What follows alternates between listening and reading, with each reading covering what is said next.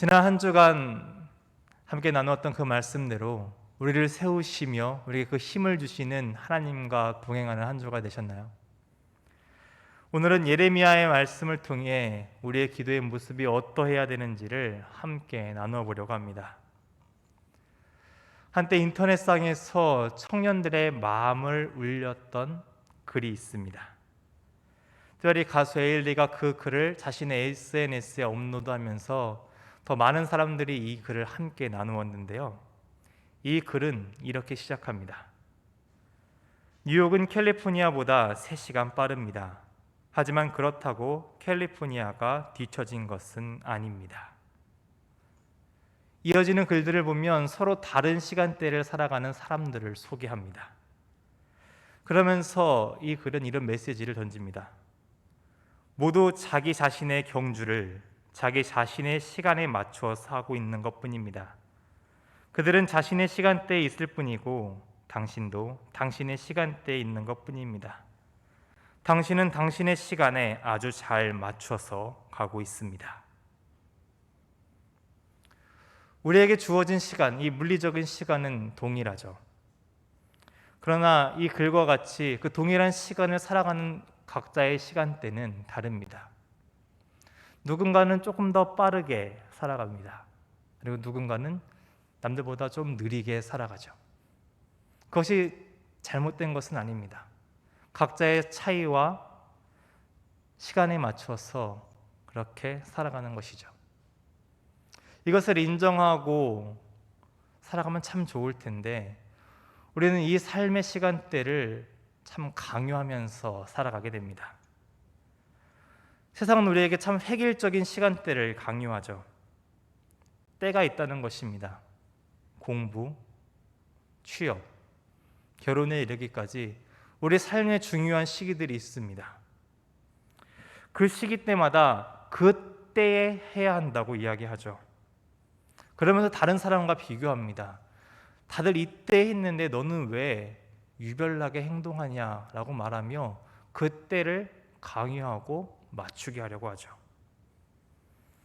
이런 강요가 가장 빈번하게 일어나는 시간과 장소를 아십니까? 가족들이 함께 모여 기쁨을 나누고 삶을 나누는 명절의 그 모임 장소에서 이런 강요가 가장 심하다고 합니다. 그래서 가장 즐거워해야 할 그날, 가족의 사랑을 나누어야 되는 그날, 많은 사람들이 상처받고 갈등을 겪습니다. 왜 이런 획일화된 시간표를, 이 시간대를 강요하는 것일까요? 그것은 불안하기 때문이죠. 이 시간대를 살아가지 않으면 남들은 다 그렇게 살아가는데 나만 그러지 않으면 안 된다고 생각하는 그 불안감이 우리 마음 가운데 있기 때문입니다. 그 시간대에 이루어야 될 업적이 있다는 것이죠. 그 시간을 놓치면 실패한 거라고 생각합니다. 성취하지 못하면 실패한 인생이라고 생각하며 압박감을 느끼며 살아가죠. 그래서 매해 수능 그날이 다가오면 참 안타까운 소식을 듣게 됩니다. 어떻게 보면 일생에 있어서 그냥 한 번의 시험일 뿐인데 그 사람에게는, 그 학생에게는 그것이 감당치 못할 때가 돼버린 것이죠. 마음 급하게 되고 졸이며 불안해집니다. 조금 늦어지는 것, 경쟁에서 뒤처지고 도태된 것이라고 생각합니다. 그러니 나의 자녀가 그래서는 안 된다고 생각하죠. 그래서 강요합니다. 이때에 해야 한다. 이때가 중요하다라고 이야기하죠. 그러니 갈수록 그 최상이라고 생각하는 그 시간대에 그 삶을 맞추려고 우리는 우리의 모든 것을 나를 위해, 우리의 자녀를 위해 그렇게 던지며 몸부림치며 살아갑니다. 이 비교를 통해 우월감을 느끼고 내가 더 빨리 잘한다고 느끼는 삶을 살면 좋을 텐데 많은 사람들이 이 비교를 통해 오히려 좌절감을 느끼고 열등감에 빠지게 됩니다.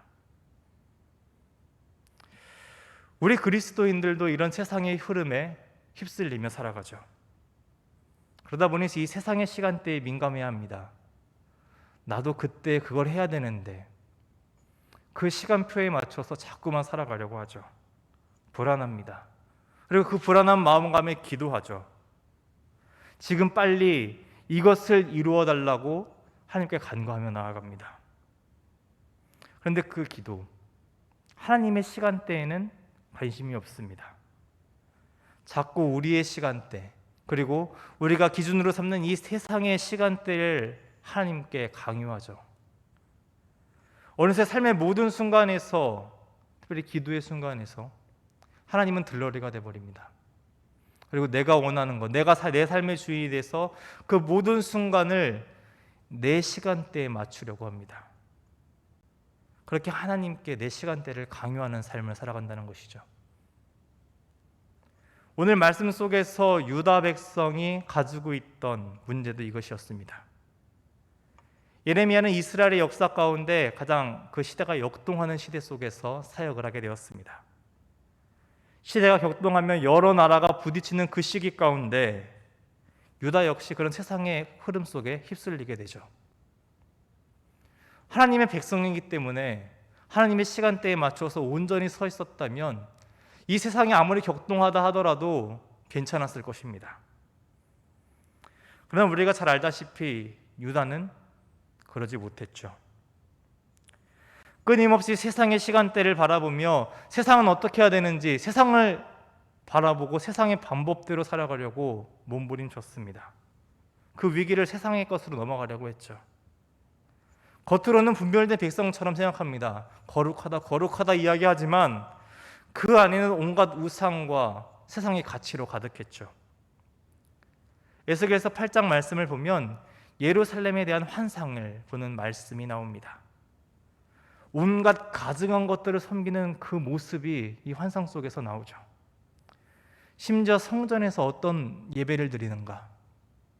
하나님께 예배드려야 될 그 거룩한 곳에서 우상, 동쪽 태양을 향해 예배드리는 모습이 나옵니다. 그런 그들에게 하나님께서는 심판의 말씀을 선포하십니다. 에스겔 8장 18절의 말씀입니다. 그러므로 나도 분노로 갚아 불쌍히 여기지 아니하며 긍휼을 베풀지도 아니하리니 그들이 큰 소리로 내 귀에 부르짖을지라도 내가 듣지 아니하리라. 예레미야 선지자를 통해서도 동일한 심판의 말씀을 선포하고 계십니다. 예레미야 7장 13절의 말씀입니다. 여호와의 말씀이니라 이제 너희가 그 모든 일을 행하였으며 내가 너희에게 말하되 새벽부터 부지런히 말하여도 듣지 아니하였고 너희를 불러도 대답하지 아니하였느니라. 그렇게 자신의 시간대를 살아가며 하나님의 시간대에 무관심했던 이들 가운데 하나님께서도 무관심의 심판을 선포하십니다. 이렇게 하나님의 시간대를 무시했던 그들은 하나님의 심판 앞에 서게 되며 바벨론에게 멸망당하게 되고 포로가 됩니다.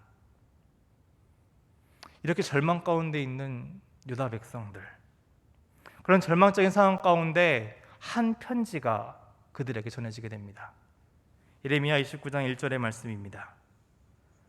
선지자 예레미야가 예루살렘에서 이 같은 편지를 느부갓네살의 예루살렘에서 바벨론으로 끌고 간 포로 중 남아있는 장로들과 제사장들과 선지자들과 모든 백성에게 보냈는데, 예레미야는 편지 하나를 보냅니다. 그리고 이 편지에는 하나님의 시간대가 적혀 있습니다. 다시 이스라엘의 회복을 선포하시는 하나님의 그 회복이 이 편지 가운데 선포됩니다. 이미 예레미야는 유다 백성을 향해 이 하나님의 시간대를 선포한 적이 있습니다. 그러나 유다는 이 시간대가 마음에 들지 않았죠. 도리어 거짓 선지자 하나냐를 세워 그들이 원하는 시간대를 하나님의 시간대인 척 속여서 선포합니다. 예레미야 28장 3절의 말씀입니다.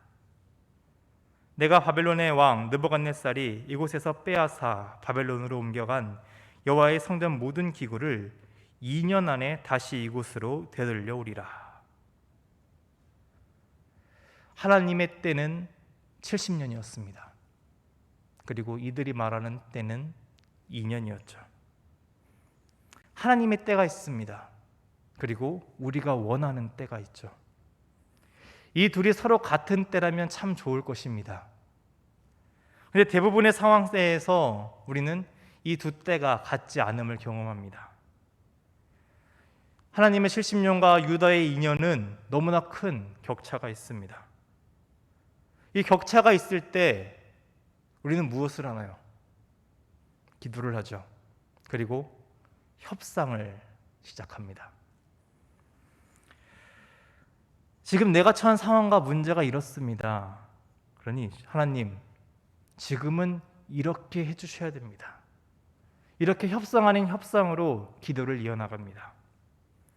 내 시간대를 하나님께 강요하기 시작하죠. 하나님, 지금 나라가 망하고 우리가 포로가 되고 어려운 상황에 처해 있습니다. 그렇기 때문에 우리가 처하고 있는 이 불안감을 빨리 해소해야 되니까 하나님, 70년은 깁니다. 2년으로 합시다. 이렇게 하나님께 협상하고 있는 것입니다. 전능하신 하나님께서라면 능히 이 문제를 해결할 수 있을 것이라고 그렇게 달콤하게 이야기합니다. 그리고 들어주지 않으면 안 될 이유와 또 정 들어주지 않으신다면 내가 어떻게 하겠습니다라고 협박까지 하면서 내 시간대를 강요하죠.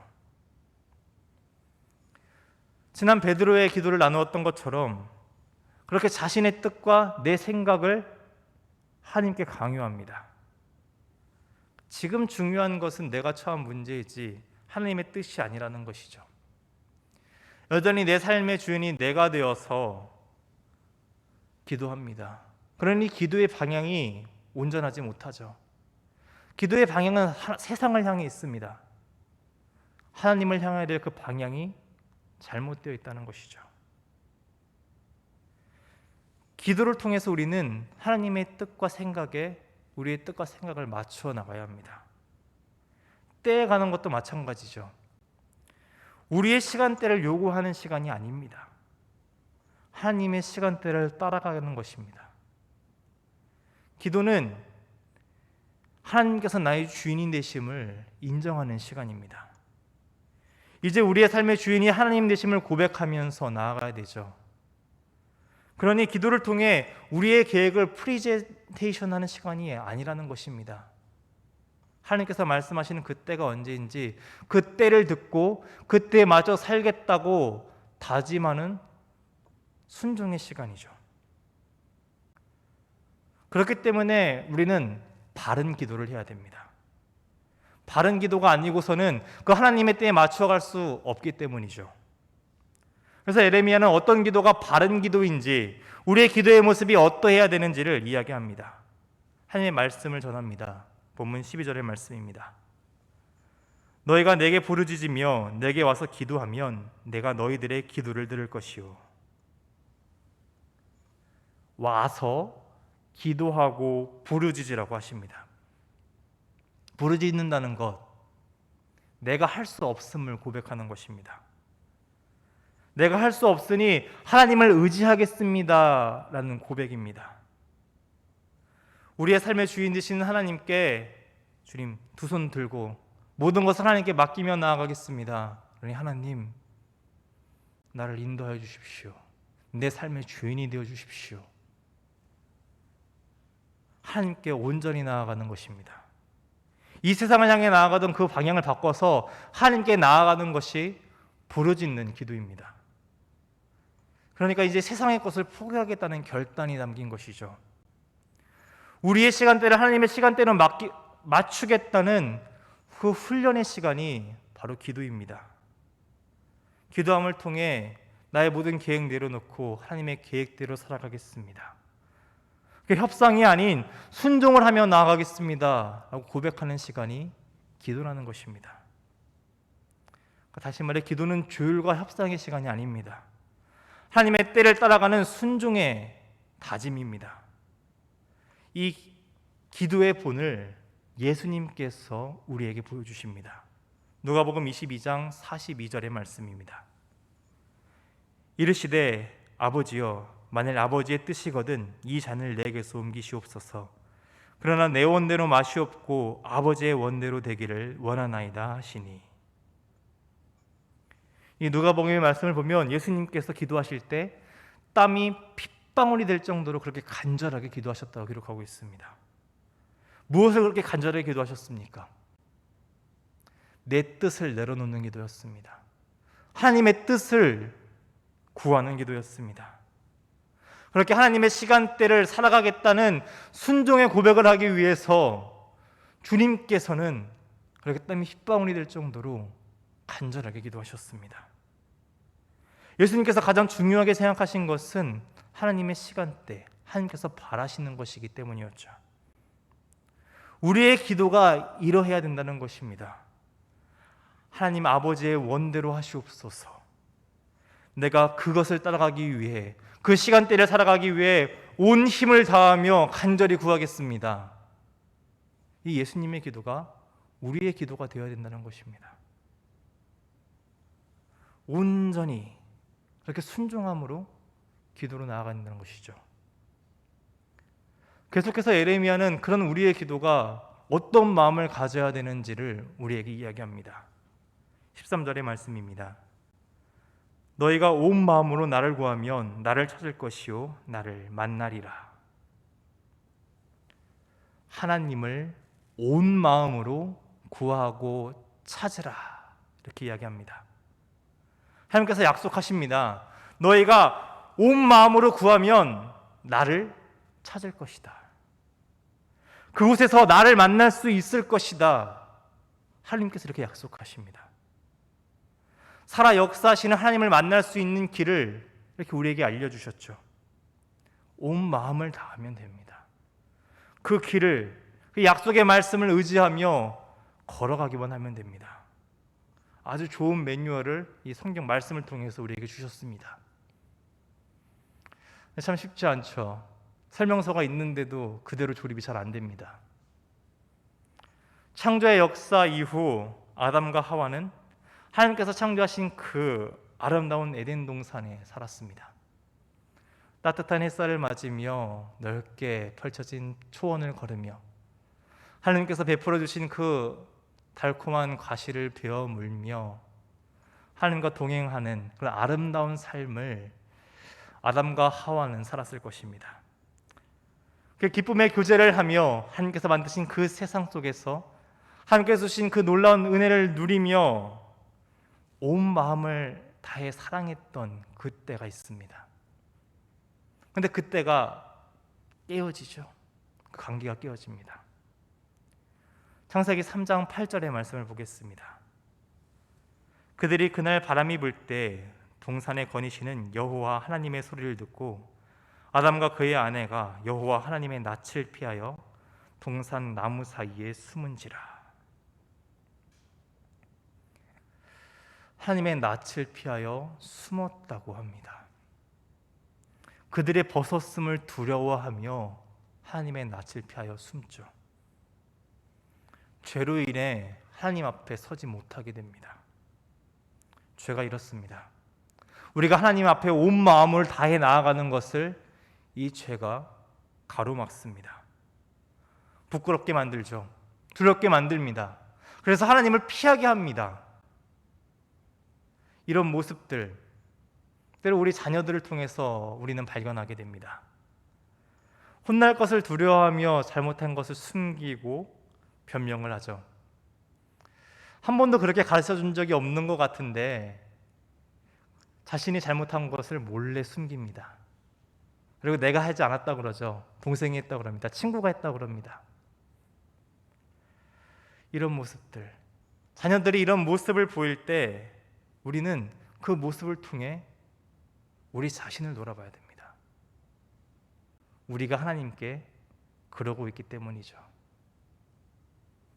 하나님께서 아담이 안 보이셔서 찾으셨겠습니까? 다 보고 계셨고 그들이 향한 모든 것을 다 알고 계셨습니다.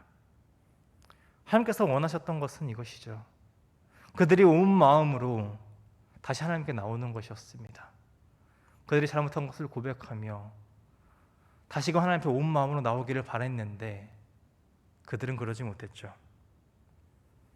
다윗은 하나님께서 원하시는 것을 알았습니다. 그래서 다윗은 그렇게 큰 죄를 짓고 그 하나님의 마음을 다시 회복하고자 이렇게 고백합니다. 시편 32편 5절의 말씀입니다. 내가 이르기를 내 허물을 여호와께 자복하리라 하고 주께 내 죄를 아뢰고 내 죄악을 숨기지 아니하였더니 곧 주께서 내 죄악을 사하셨나이다. 온 마음을 다한다는 것, 이렇게 부딪히는 것입니다. 우리의 허물과 그 죄악과 마주해야 되는 것이죠. 그리고 그것을 하나님께 온전히 드려야 됩니다. 깨어지고 상한 마음으로 나아가야 합니다. 그래야 하나님을 만납니다. 온 마음으로 자복하며 나아갈 때 우리는 하나님의 뜻이 어디에 있는지 그것을 깨달을 수 있습니다. 용서하지 않을 것이라는 그 말, 너는 잘못했기 때문에 심판당할 것이라는 그 사단의 음성을 듣고 하나님의 낯을 피해서는 안 됩니다. 이스라엘에게 주어졌던 70년의 시간은 고난과 좌절의 시간만은 아닙니다. 회복과 치유의 시간이기도 하죠. 그동안 하나님의 시간대를 외면했던 그들이 다시금 그들의 체질을 회복하여서 하나님의 자녀로, 하나님의 백성으로 온전히 설 수 있는 희망과 소망의 시간이 바로 그 70년이었습니다. 온전히 하나님만을 바라보는 믿음의 백성으로 온전히 설 수 있는 은혜의 시간이었죠. 하나님께서 약속의 말씀을 주십니다. 본문 14절의 말씀입니다. 이것은 여호와의 말씀이니라. 나는 너희들을 만날 것이며 너희를 포로된 중에서 다시 돌아오게 하되 내가 쫓아보내었던 나라들과 모든 곳에서 모아 사로잡혀 떠났던 그곳으로 돌아오게 하리라. 이것은 여호와의 말씀이니라. 하나님께서 말씀하십니다. 온 마음으로 나아갈 때 만나 주시겠다고 하십니다. 포로된 중에서 다시 돌아오시겠다고 약속하십니다. 그러니 온 마음으로 나아오라고 이야기하십니다. 온이라는 이 글자 전부이죠. 100%를 뜻합니다. 어딘가 여지를 남겨두는 것이 아닙니다. 하나님 앞에 나아갈 때 숨을 필요가 어디 있습니까? 감출 필요가 없다는 것이죠.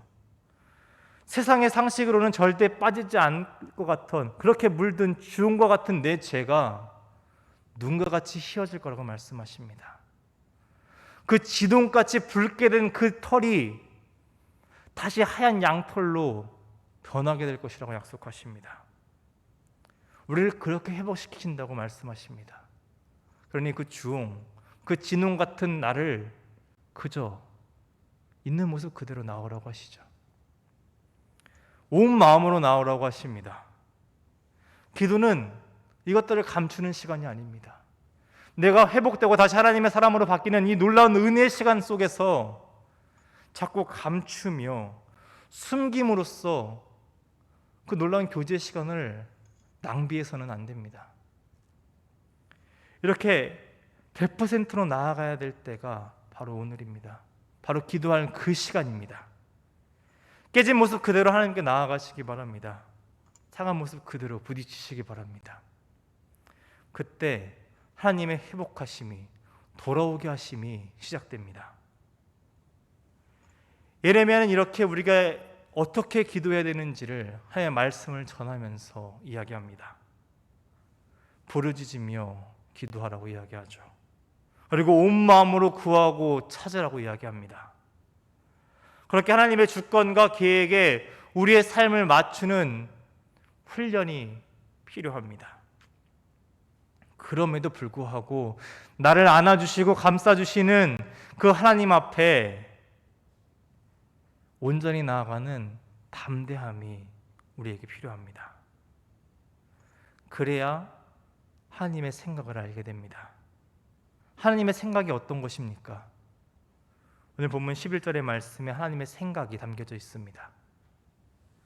여호와의 말씀이니라. 너희를 향한 나의 생각을 내가 아나니 평안이요 재앙이 아니니라. 너희에게 미래와 희망을 주는 것이니라.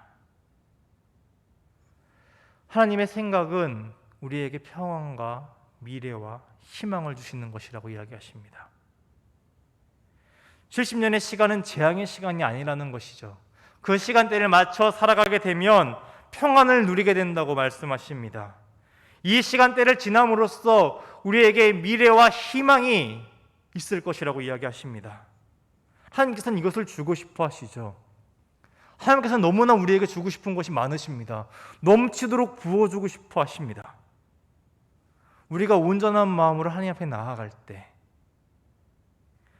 우리의 모든 것을 하나님께 그렇게 드리며 나아갈 때 하나님께서 부어주신 이 놀라운 은혜를 누리는 삶이 될 수 있습니다. 그러니 여러분, 기도를 통해 하나님께서 주시는 이 생각을 깨닫고 하나님께서 주시는 이 은혜를 누리는 자가 되시기를 바랍니다. 하나님께 맞추시기 바랍니다. 하나님의 음성을 들으며 그때에 맞춰서 하나님과 동행하는 사람이 되어야 합니다. 이것이 바로 기도의 삶입니다. 이제 우리의 삶의 시간대를 하나님의 시간대로 맞추며 온 마음 다해 그 시간대로 따라가며 살아가겠다는 고백을 하나님께 드리시기 바랍니다. 이 저녁 기도로 나아가실 때 부르짖으며 하나님을 구합시다. 온 마음으로 하나님을 찾읍시다.